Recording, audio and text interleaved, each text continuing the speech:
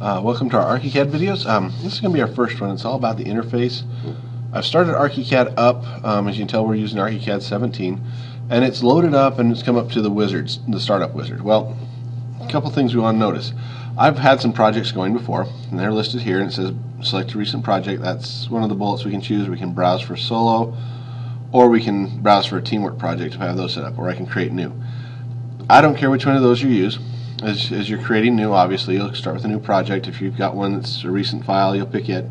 But the one I want to make sure we hit on is this. Under the setup work environment, we always choose the default profile. It always tries to use the last one, but I want to always go to the default profile. Now, once I've got that, I'm just going to hit the OK right here, or the open, because we'll just go to the last file we used. So it'll pop up, and then it has to load the environment. Now it takes a few minutes to load it. Loads up the libraries. You can see up there in the upper right hand corner of our screen. Does take a few minutes.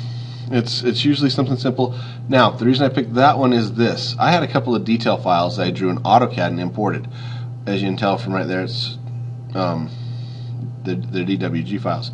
Well, I've moved them, so they're no longer associated with this. So I'd have to go redo the links.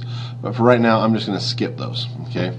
You can embed AutoCAD files in ArchiCAD. You can do all kinds of different things. Now, the other thing it's going to do is check for updates each time. If you want to, you can open the browser and download the new one. We'll do that later so you don't have to see it. So I'm just going to pop it up. Now, here's my environment, my drawing environment. So let's look around for a minute. Let's familiarize ourselves with this. Now, we have our normal. We'll start at the top. Our normal pull-down menus of File, Edit, View, Design, etc. As you pull those down, yeah, it's got the normal kinds of things you expect to see, like Open and New, Save or Save As, Import, External Links, Plot and Print. The Edit's got your normal cut and paste and all those things, move, align, reshape, those kind of things. View lets you change things. One of the ones that drives me nuts at defaults is this editing plane. I've turned mine off.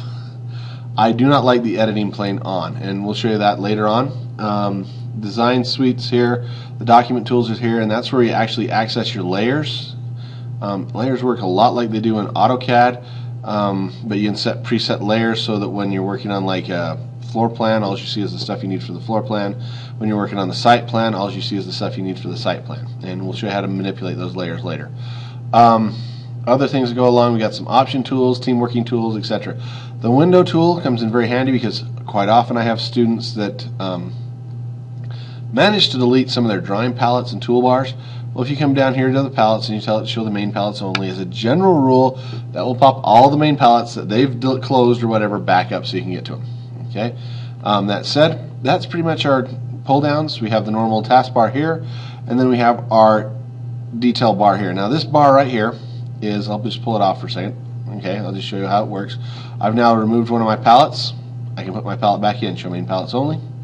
So we can actually pop them back on and off. But this box right here, this palette is one of our most important palettes. This is our default palette. This changes depending on which tool I select, as you can tell. Now, the reason I pull that off right now is I usually leave it attached up here and it minimizes itself along our top bar. And it lets me go in here and it just scrolls across. Well, I use it constantly. I like that bar up there. And if you can't see everything, yes, you can scroll over with the scroll bar that's on it. Back and forth as you need. Okay. Other tools we have available to us is our toolbox over here. I'm going to minimize the design toolbox so I can look at the document toolbox and the more toolbox. Okay, we'll pop them out one at a time. The arrow and the marquee tool pop up automatically. You can't minimize them. I don't use the marquee hardly at all. Okay, in fact, can't think of a time I use it. The design tools are usually your walls, your doors, your windows, etc. All your pieces of your house, okay, or your building. Your document tools are your document controls, your dimensions, your level diagrams, your text, your labels, your fills, all that. Your section tools and creations, your detail tools. Okay. The more tools is just some of those things that we add for extras, like there's radial dimensioning, there's lamps, there's corner windows, there's wall ends, there's hotspots, there's cameras, you name it. There's all the little bits and pieces that we use sometimes, but not all the time. They're just in the more category. Now let's go down here to the bottom of our bar because we're just working around counterclockwise. Our drawing scale defaults to 1/4 of an inch to 1 foot. That's our current scale. That's what it's assuming. I can change that. Okay. I don't know why I'd change that right now, but that's what it defaults to. Okay. Normally, most of our stuff's done that way, and if I need to change that because I'm drawing a really huge building and trying to fit it on its title block, I can do that, but for right now, I just leave that alone. My current view zoom percentage is 51%. That's fine with me.